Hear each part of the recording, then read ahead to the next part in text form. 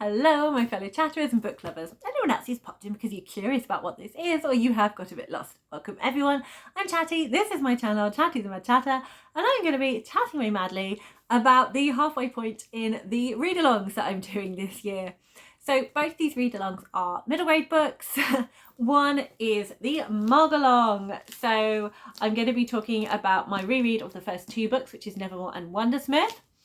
And the other one is reading through the top 5 books that were in the Middle Grade Readers' Choice Awards. So this is the 2024 Middle Grade Readers' Choice Awards.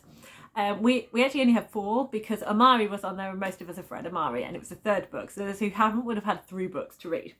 So the first 2 we were reading was The Lost Hope School for Magical Delinquents by Nikki Palprato and The Girl Who Kept the Castle by Ryan Gowden.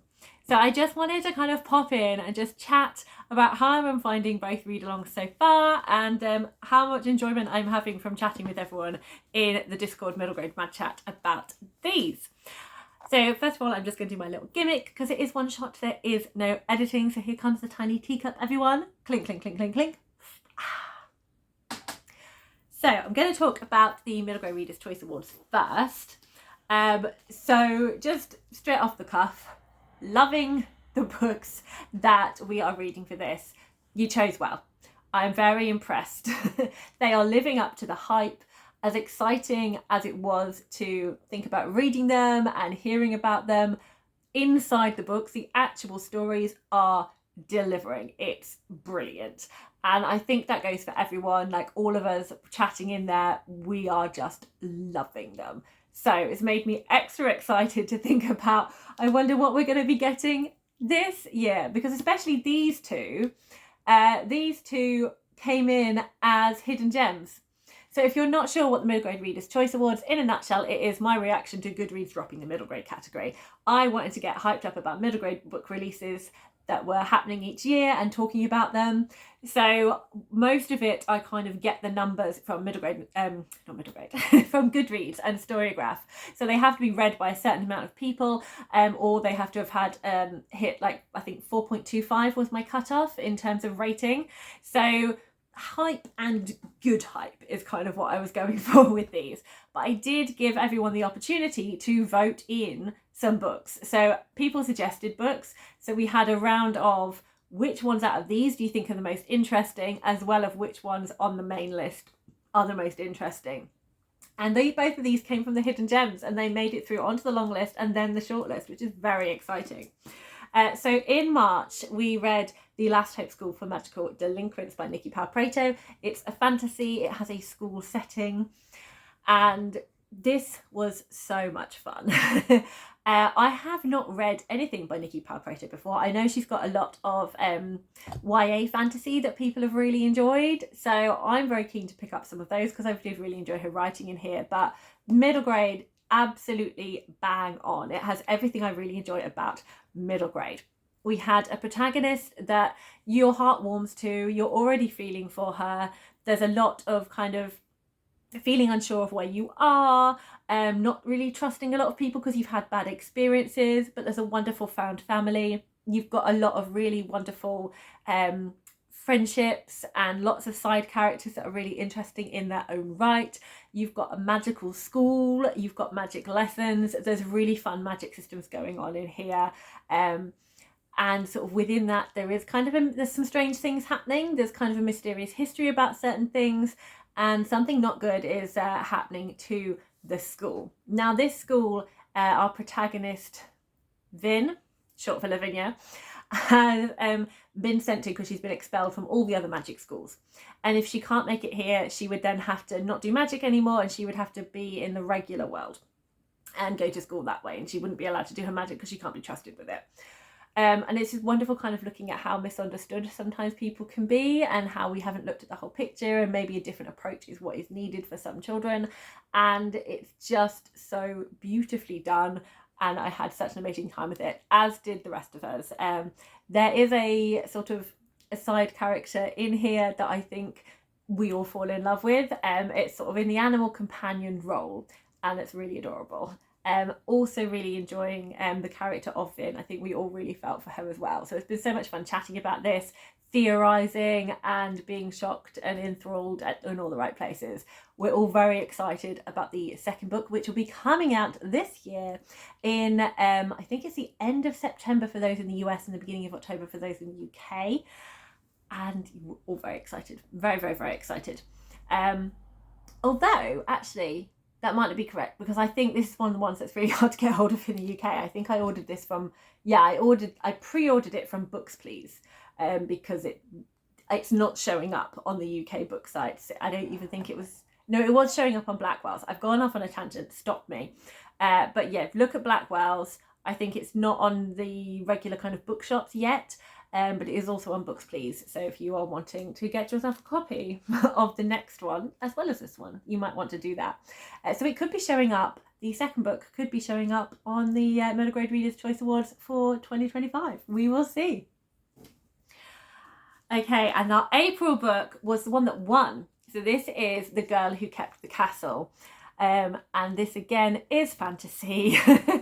Most of us are fantasy lovers in this kind of in the Discord, and people who watch my channel, middle grade lovers, we tend to be mostly fantasy orientated, so fantasy kind of comes out quite high. There was one book in the top 5 that wasn't fantasy.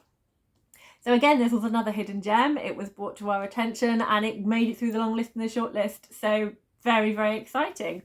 And again, this book has everything I love about middle grade fantasy. It is full of whimsy. It's a wonderful whimsical world. We have this castle in there's 4 kind of magical territories, and then there's kind of a center point, which is the ruling bit with the king and the queen, the king and the prince and princess. And there is a wizard in charge of the different territories. So this one has Wizard West, and he one day, it's the first line of the book. I'll read you the first line of the book. It will get you sucked in. Wizard West was dead for nearly an entire day before he noticed. I love that. And that tone of that line, that just quirky humour, that's throughout the book. It's delightful. He's a fantastic character. He's such a narcissist and it's delightful.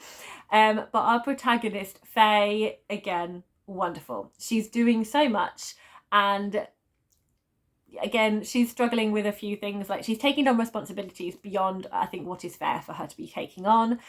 And we have this, you can see on the front cover, we have a cat character here. Oh, his name has totally eluded me. Hold on. Puck. I should have remembered that. Mischievous, spritey fairy cat, obviously. So we also have the character of Puck, who is joyful. It's quite a sarcastic cat and knows what's going on. And so the combination of a narcissistic wizard, a know-it-all cat, and a protagonist you're rooting for is wonderful. So there is going to be a competition to find out who is the next Wizard of the West is going to be, but Wizard West is pretending he's alive and doesn't want anyone to know he's dead. And stuff is happening. There seems to be some problems with the magic, and it's quite worrying for everyone involved. So you're starting to find out kind of what's happened. You'll get a little bit of history kind of thrown in. There's trials kind of going on, but things don't always go according to plan. And there's just so much magical joy and fun in here, as well as levels of danger and tension. And there's blossoming friendships as well. And this book had my heart. It just made me so happy. I felt emotional at times, and I can't wait to continue with this one, because again, we have a sequel coming out around end of September, beginning of October. Again, I found it difficult to get hold of in the UK. Again, Books Please and Blackwell's is kind of the places that I've been able to get it. I have pre-ordered this from Books Please because I need to pre-order it because it's wonderful and I need the next one. So, safe to say, thank you everyone who voted in the Middle Grade Readers' Choice Awards. So far, you're 2 out of 2 phenomenal books. We have Gut Reaction, which was the May book, and the Whisper Wicks, which is the June book. And when I have read all of the books for those, I will give you another little wrap up to say how it's going. But everyone reading The Girl Who Kept the Castle, we were just having so much fun. It was really delightful. A couple of people took a while to kind of gel with the writing style, but once they hit the second chapter, it's like they got a handle on it and were able to keep continuing. I also got my mum to read it while she visited. Nata loved it. She managed to get through it in a couple of days. she had a bit of difficulty in books with what she calls kind of like going over the hump, which is the bit where you know something's bad is going to happen and you're a bit scared of reading it, but once you're in it and then you need to keep reading to make sure they're okay, you just go through. So she has managed to find that moment and she is now just reading away wonderfully, but she absolutely loved that book as well. So yay for those. So now I'm going to talk about the Mog-along. So we had Nevermoor, which we read in April, and Wundersmith in May. This month we are reading Hollypocks, and we are going to be reading the new release, Silverborn, in July. It's very exciting. Silverborn is definitely going to be on my Journey-a-thon TBR. I'm not sure where it's going to fit in on my journey, but it will be in there, without a doubt. That's the only one that's a definite shoe-in. So I have read Nevermoor, Wundersmith, and Hollypocks before, but I've only read them once. So I have had a wonderful time rereading these books. This is a series by Jessica Townsend. Again, it's a fantasy series and it is incredible. The magical setup of this world, Nevermoor, the politics within it, the histories of it, the layers to it, and new bits of magic kind of come through in the world that you find out about. It is just beautiful. I couldn't remember which bits happened in Nevermoor and which bits happened in Wundersmith as we went on, and there were some bits I had totally forgotten about. So it has been brilliant to reread this again. And what I have been loving the most is Jessica Townsend's voice, like hearing her telling these stories, and there's a wonderful balance between like the meaty bits that matter, the emotion, the danger, and then so much humour, so much silliness and magical delight in this book. We have a sentient hotel in here, which is delightful. We have an absolutely chaotic mentor type of person, Jupiter North, who is wonderful. And our protagonist, Morrigan Crow, is, again, another one where you take her to your heart. She has definitely got a lot of prejudice. She is introduced to us as a cursed child because she was born on Eventide. So there's this wonderful feeling of, no, let me reorganise that. My thoughts are all in a muddle. So Nevermoor is kind of what is known as the Free State, and it's a secret place that people in the rest of the world don't know of. However, the rest of the world isn't our world. It's a completely made up place as well. So we meet Morrigan in this fantastical world that we don't know of, and so there's lots of different systems in place. So the way they keep time is by going through from morning tide all the way to eventide, and this is measured by a clock which has like a glass sphere, and in that glass sphere is filled with like colourful smoke, and it depicts different colours to show how much in the age we are going through. So you don't know how long ages last. People can predict them, but then they can be changed as you go on. So for example, in here everyone was expecting eventide to be finishing the following year, but it finished a year early. And if you were born on eventide, then you are a cursed child, and cursed children are just blamed for everything that goes wrong. How nice for the rest of the world. It wasn't me. It wasn't that I didn't achieve. It's because I looked at the cursed child and therefore I was failed. So all of this is completely ridiculous and nonsensical, and Morrigan knows this, and she's got a certain amount of sharpness to her and cleverness to her that appreciates that. But at the same time, there's that vulnerability, because it's just not easy to be told that you're the problem all the time. Like, even for the most problematic person, it wears you down. So we meet her in that, and then she's taken to Nevermoor, which she has never heard of before, and she gets shown a completely different side to life where people actually like her and want to talk to her, which is delightful. But there's still this fear at the back. What if someone finds out I'm cursed and then they stop liking me? So there's this kind of like prejudice already set up against her, and you just feel for her and you just warm to her and you just want to bring her into your heart. But she still has this logical side. She doesn't take everything at face value. She thinks about things and acts, and she's just a brilliant protagonist. So this was delightful. We meet her going through this is called the Trials of Morrigan Crow, because she is trying to get into the Wondrous Society and has to go through certain trials in order to do that. And again, like the balance of the joyful, silly fun times with kind of the more of the dangerous side, plus the emotional impact all of this is having on Mog, is such a brilliant balance.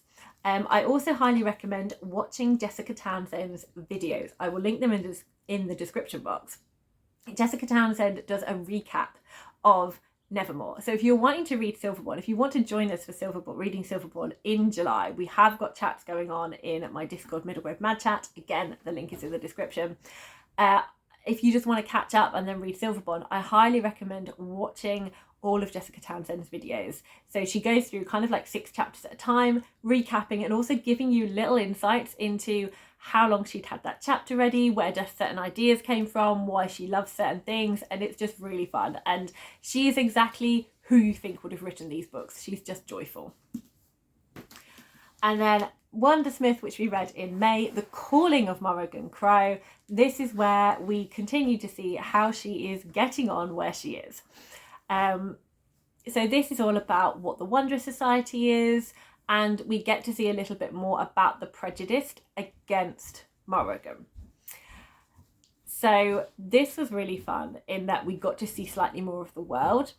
We get introduced to further characters that will start acting like a family towards Morrigan, but there is much more prejudice seen against her within this one. And there's a lot of hard stuff that she has to go through and that she has to do. And the danger in this one feels even more terrifying. And there's extra magical bits as they explore Nevermoor in here. So this one, I think, is my favourite one because of that balance between the danger and the fun. And there's certain aspects that I really enjoyed within this one. I also do really like Holoparks, and there is again the balance between the danger and the fun, but Wundersmith I think just worked for me on a different level, and this has been an utter joy to reread. Again, I forgot how funny I found this, I forgot how angry I felt at certain people reading this, and how terrified I felt again, and just how much I root for Mog in all of this. It's brilliant. I also recommend watching Jessica Townsend's videos like last time, and I can't really say any more because I don't want to spoil Nevermoor for you, and obviously this follows on being Wundersmith. But that's just a little recap of how it's all going. So rereading these absolutely lived up to the first time I read them. I feel I understand them more having gone through them, and it's just working beautifully. I cannot wait to pick up Silverborn. It's just going to be incredible. So let me know, have you read Nevermoor? Are you interested in reading Nevermoor? If you haven't, I highly recommend it. And have you picked up any of the Middle Grade Readers' Choice Award books from this year? How have you found them? Let me know. You know I love a chat, so please get chatty in the comments. If you have liked this video, then please give it a little like, because that's always nice. It's always nice to be liked. And if you haven't subscribed before and you're quite enjoying the vibe, why not do that? That would be marvellous.